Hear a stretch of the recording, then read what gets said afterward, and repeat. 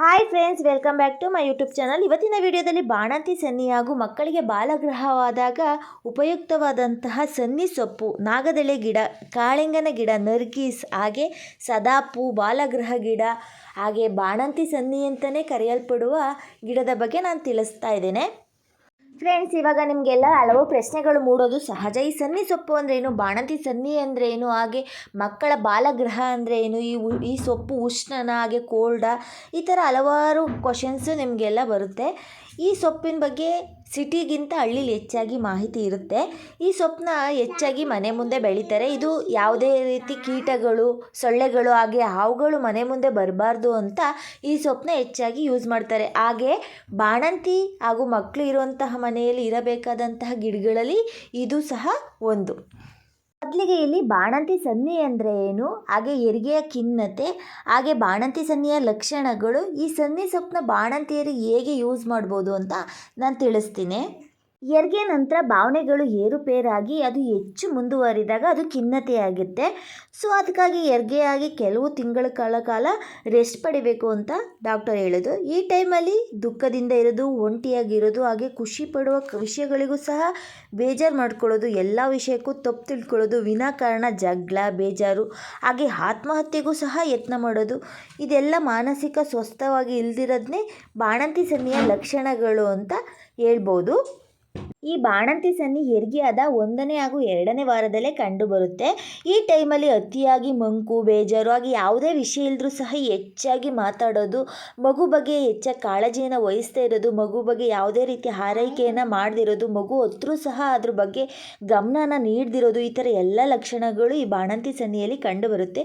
ಇದನ್ನು ಮನೆಯವರು ಗಮನಿಸ್ತಾ ಇರಬೇಕು, ಹಾಗೆ ಅವ್ರ ಬಗ್ಗೆ ಹೆಚ್ಚು ಕಾಳಜಿನ ವಹಿಸಬೇಕು. ಈ ಬಾಣಂತಿ ಸನ್ನಿ ಹೆಚ್ಚಾಗಿ ಚೊಚ್ಚಲ ಹೆರಿಗೆ ಅಥವಾ ಮೊದಲೇ ಹೆರಿಗೆಯಲ್ಲಿ ಕಂಡುಬರೋದು ನೋಡ್ಬೋದು. ಯಾಕಪ್ಪ ಅಂದರೆ ಬಾಣಂತಿಯರಿಗೆ ಸರಿಯಾದ ನಿದ್ರೆ ಇಲ್ಲದೆ ಶಕ್ತಿ ಹಾಗೂ ಹಾರ್ಮೋನ್ಸ್ಗಳ ವ್ಯತ್ಯಾಸದಿಂದ ಈ ಬಾಣಂತಿ ಸನ್ನಿ ಉಂಟಾಗುತ್ತೆ. ಅದಕ್ಕಾಗಿ ಹಾಲುಣಿಸುವ ಬಾಣಂತಿಯರು ಈ ಸೊಪ್ಪನ್ನ ಹತ್ತಿಯಲ್ಲಿ ಸುತ್ತಿ ಕಿವಿಯಲ್ಲಿ ಇಟ್ಕೊಳ್ಳೋದ್ರಿಂದ ತಲೆಭಾರ, ಜ್ವರ, ತಲೆನೋವು, ಹಾಗೆ ಗಂಟ್ಲಲ್ಲಿ ಕಿರಿಕಿರಿ ಇಂತಹ ಸಮಸ್ಯೆಗಳು ಕಡಿಮೆ ಆಗ್ತಾ ಬರುತ್ತೆ. ಹಾಗೆ ನೀವೇನಾದರೂ ಎಲೆಡ್ಕೆ ಹಾಕೋತೀರಾ ಅನ್ನೋದೇ ಆದರೆ ಅದ್ರ ಜೊತೆ ಸನ್ನಿ ಸೊಪ್ಪಿನ 2-3 ಎಲೆಗಳನ್ನ ಆ್ಯಡ್ ಮಾಡಿ ಅಗ್ದು ನುಂಗೋದ್ರಿಂದ ನಿಮಗೆ ಹೀಟಾಗಿ ನಿಮ್ಮ ಶೀತಗಳ ಸಮಸ್ಯೆಗಳಿಗೂ ಸಹ ಪರಿಹಾರವನ್ನು ಕಂಡ್ಕೋಬಹುದು. ಫ್ರೆಂಡ್ಸ್, ಇನ್ನೊಂದು ವಿಷಯ ಏನಪ್ಪ ಅಂದರೆ ಇದು ತುಂಬಾ ಕಟು ವಾಸನೆಯಿಂದ ಕೂಡಿರುತ್ತೆ. ಇದನ್ನು ಯಾರೂ ಸಹ ಇಷ್ಟಪಡೋದಿಲ್ಲ. ಆದರೆ ಬಾಣಂತಿಯರು ನೀವು ಕಷ್ಟ ಆದರೂ ಸಹ ಇಷ್ಟಪಡಲೇಬೇಕು. ಅಟ್ಲೀಸ್ಟ್ 1 ಇಯರ್ ಆದರೂ ಸಹ ಯೂಸ್ ಮಾಡಲೇಬೇಕು. ಅಲ್ಲದೆ ಇದರಿಂದ ಯಾವುದೇ ರೀತಿ ಸೈಡ್ ಎಫೆಕ್ಟ್ ಕೂಡ ಇರೋದಿಲ್ಲ. ಹಾಗೆ ಇದು ಇರ್ರೆಗ್ಯುಲರ್ ಪೀರಿಯಡು, PCOD ಮೊದಲೇ ಇದ್ದರೆ ಈ ಎಲ್ಲ ಸಮಸ್ಯೆಗಳಿಗೂ ಕೂಡ ಒಳ್ಳೆಯದು. ಇದು ದೇಹನ ಉಷ್ಣಗೊಳಿಸೋ ಜೊತೆಗೆ ರಕ್ತನಾಳ ಜೊತೆ ಸೇರಿ ಹಲವು ಸಮಸ್ಯೆಯಿಂದ ಕಾಪಾಡುತ್ತೆ. ನೆಕ್ಸ್ಟು ಸನ್ನಿ ಅಂದ್ರೇ ಕೋಲ್ಡು, ತುಂಬಾ ಕೋಲ್ಡು, ಅಂದರೆ ಸಹಿಸಲಾಗದಷ್ಟು ನಮಗೆ ಕೋಲ್ಡ್ ಆಗಿರೋದು. ಹಾಗೆ ತಲೆಭಾರ, ನೆಗಡಿ, ಕೆಮ್ಮು, ಹಾಗೆ ಜ್ವರಕ್ಕೂ ಸಹ ತುಂಬ ಈ ಸೊಪ್ಪು ಒಳ್ಳೆಯದು.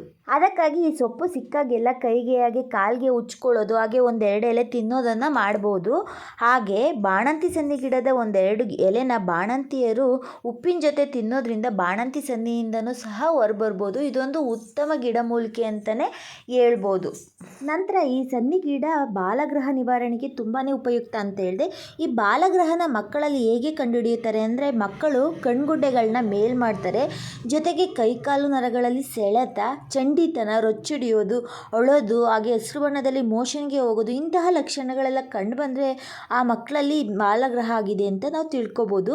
ಇದರ ಪರಿಹಾರಕ್ಕಾಗಿ ನಾಗದೆಳೆ ಜೊತೆಗೆ ಸ್ವಲ್ಪ ಬಾಜೆ, ಅರಿಶಿನವನ್ನು ಚೆನ್ನಾಗಿ ಜಜ್ಜಿ ಪುಡಿ ಮಾಡಿ ಅದನ್ನ ತಲೆಯಿಂದ ಪಾದದವರೆಗೆ ಹಚ್ಚಬೇಕು. ಮುಖ್ಯವಾಗಿ ಹುಬ್ಬು, ಕಂಕ್ಳು, ನೆತ್ತಿ, ಕಿವಿಯ ಹಿಂದೆ, ಅಂಗೈ, ಅಂಗಾಲು, ಬೆನ್ನಿಗೆ ಹಚ್ಚೋದ್ರಿಂದ ರೋಗ ನಿರೋಧಕ ಶಕ್ತಿ ಹೆಚ್ಚಾಗುತ್ತೆ. ಹಾಗೆ ಮೇಲೆ ಹೇಳಿದಂತಹ ಎಲ್ಲ ಸಮಸ್ಯೆಗಳನ್ನು ಸಹ ಬಗೆಹರಿಸ್ಕೋಬೋದು.